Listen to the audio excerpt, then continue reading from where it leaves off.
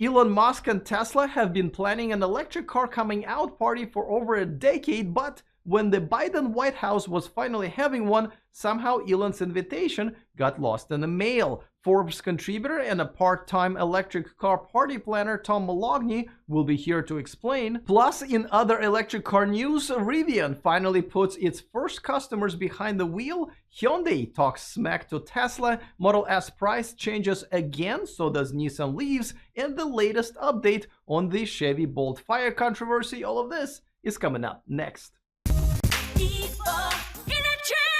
By the way, don't forget to click on that subscribe button and the bell notification icon if you want to stay up to date on everything that's going on in the world of electric cars. Big announcement this week from President Biden. His administration will absolutely demand as many new car sales by 2030 as possible to be electric. Well, not all of them, but half if possible. And they don't have to be fully electric. Plug-in hybrids are cool too. And it's not a law or a requirement of any kind, more like a polite, non-binding suggestion, kind of like electric car charging only sign. You guys know what I'm talking about. So President Biden has invited top American automakers to join him for a little afternoon hangout and asked them to bring some of their cool electric cars for him to drive around. So General Motors, Ford, and Stellantis have all showed up with their shiny toys. Now, if you've never heard of Stellantis, it is a new giant auto group formed this year out of many brands, including such winners as Chrysler, Dodge, Jeep, Ram, and a few others who do not make any electric cars whatsoever. I am assuming forming one entity together will probably cut down on the paperwork when it's time for all of them to file for bankruptcy. Now, if you look closely, you will notice that something is missing from this event besides the binding requirements to build electric cars, and it's this guy with a funny accent without whom they would probably not even know what an electric car was. And even he was baffled by why he wasn't even invited. We should all be half as good as that guy. Now, where is he? Oh, making electric cars right now. Oh, okay, well, we should probably send him a basket or something and probably more money to buy more green credits. Yeah. Even the Secretary of Transportation, Pete Buttigieg, apparently did not know why Tesla wasn't invited, saying that he wasn't sure. Well, Pete, since I don't know when I'll have another chance to talk to you in person, let me explain. You see, Tesla doesn't really have a union, and those three do, and that's a lot of votes. A lot of Tesla fans were upset with Tesla being snubbed, which explains this thumbs up to thumbs down ratio on the event's YouTube page. It's either that or Mitch McConnell has a lot of YouTube accounts, which I guess would be quite impressive. The big three have announced that they plan to have 40 to 50% of new vehicle sales by 2030 be electric models, which will include the plug-in hybrids. Yes, the future of American auto industry is all about 50% of electric cars by the end of the decade, or as Norway calls it, 2 years ago. Now, I do think that someone should mention to General Motors that even though the goal is 50%, 100% of those should be, not on fire. So, Mr. President, why do we need to do this, and do we really have to? Remember, our national labs in America, our universities, our automakers led in the development of this technology. We led in the development of this technology. And there's no reason why we can't reclaim that leadership and lead again. But we just have to move, and we have to move fast. Hey, Sandy Munro has an idea on how to move fast, and he shared that idea with me when we were taping our next video a couple of days ago. Now, it's going to be just like when the Japanese showed up, and their cars got fabulous, absolutely fabulous mileage, and nobody else's did. And then there was the oil embargo, which was double unlucky for the big three here, and their cars were left at the side of the road, unfortunately. I think that a lot of executives and board members should be fired. I think he's talking about your guests, Mr. President. The full conversation with Sandy Munro will be published in a couple of weeks, so if you haven't subscribed, you should. I want at least half of you to subscribe by 2030. President Biden had a good time driving around in the electric Jeep prototype. He has already driven the electric F-150 Lightning prototype a few weeks ago, but he had his eyes set on something else. And I want to say publicly, I have a commitment from Mary when they make the first electric Corvette, I get to drive it. Right, Mary? You think I'm kidding? I'm not kidding. And my entire Secret Service detail went, oh my God, let's go. Well, Mr. President, I think the reason your Secret Service went, oh my God, was because they've been watching my channel for a while and know that you could have done this a long time ago. Thanks to Genovation Cars, an awesome company that have been converting Corvettes into electric hypercars for years. For more on this, we turn to the Forbes contributor and the host of the State of Charge YouTube channel, who was also snubbed by the White House on this event, Tom Moloughney. But before that, a quick reminder that this video is brought to you by the Volkswagen ID4 EV, which I am now a proud owner of. One of the cool features in my ID4 is the enhanced voice command system. I can do a lot of things in my car using my voice, including opening the shade of the beautiful panoramic optional roof without taking my hands off the wheel. See if you love the ID4 as much as I do by exploring the link in the description of this video. All right, Tom, so let's start with the controversy. Tesla community is a bit upset. Do they have a right to be? Should Elon Musk have been there representing Tesla in the White House along the side with the big three that are trying to be half as good in twice as much time by 2030? So, you know, Alex, yes, Tesla should have been invited. Should people be upset over it? I don't think so. What's that going to accomplish if Elon was there standing next to the CEOs of the other brands? It's not like they really had an opportunity to say anything. So, yeah, should they have been invited? It was definitely a snub. It's all related to the fact that Tesla's non-union. We all know that. The union president was there, and, you know, this was a whole union labor force thing. And but when it comes down to is Tesla didn't need to be there. It's not going to change anything for the company.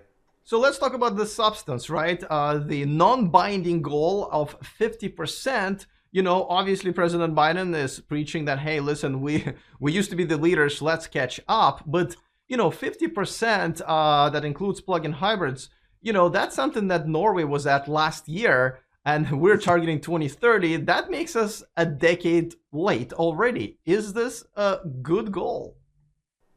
Well, we are late. You know, Norway was buying and driving EVs long before we were here now. So, you know, we're already behind. Alex, we're at like 2 to 3% market penetration for electric vehicles now. 2030 is only about 8 years away. Personally, you know, I don't know if we're going to hit 50% by 2030. I'd like to hit it by next year. But that's a huge advance. You know, I think it's a good goal to set. We might break it earlier. We might not even make it. If you remember back in 2008, President Obama had the goal of 1 million EVs by 2015. That didn't seem like it would be too hard, but we only reached about 400,000 by 2015. A lot has to happen for us to get to 50%. We have to build more battery factories. The company's manufacturing plants have to get retooled. We can't just snap our fingers and start making electric vehicles. Well, let's make a step back, because, you know, there's a good part of the community that says, listen, why do we even need the government help, right? We didn't need government help to switch from flip phones to iPhones. The product was good enough for us to just do it. Me and you know that electric cars are good enough and better than gas cars, so why not leave it up to the market and rather than run to, you know, daddy and, you know, ask for help? Well, you know, it's a different industry, cell phones and cars. Industry could use help with things like low interest loans to build out more battery plants, to build out more factories for high-tech jobs, to make components for these cars, Alex. So, you know, government does have a role to play here. Should they be telling us, you know, we want 50%? You know, it's just a goal.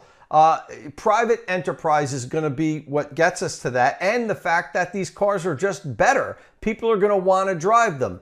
but there is a role. They can help with infrastructure. They can help, you know, keeping jobs here by offering, as I said, low interest financing so we could build factories and battery plants. In that way, they can help. They can just kind of set the guardrails for where we're going to be, but private business needs to really take over from there. If you want to hear more from Tom and see how long that 10 is going to hang around for, well, all you have to do is subscribe to his YouTube channel, and I put a link to it in the description of this video. Rivian has finally put their customers behind the wheel of the R1T truck as long as they stayed between the little flags and were done before lunch. That's right, we finally got to see someone else besides Rivian employees have fun with the production-ready truck at an event that Rivian threw for some of their early pre-order customers, and they seem to have a blast. I mean, normally it would be members of the media to drive a new model first, but you know, whatever. I'm not crying, you're crying. The deliveries where those customers will actually be able to take one home have been pushed a couple of times this year and now are scheduled for sometime next month. But even with the delays, Rivian is set to become the very first car maker to bring an all-electric pickup truck to market. It will be followed by the Hummer EV and the Tesla Cybertruck. Hyundai is very proud of their highly anticipated Ioniq 5, so much so it feels comfortable talking smack to the industry leader Tesla. Come on, Elon, you know you want to tweet about it right now. Do it.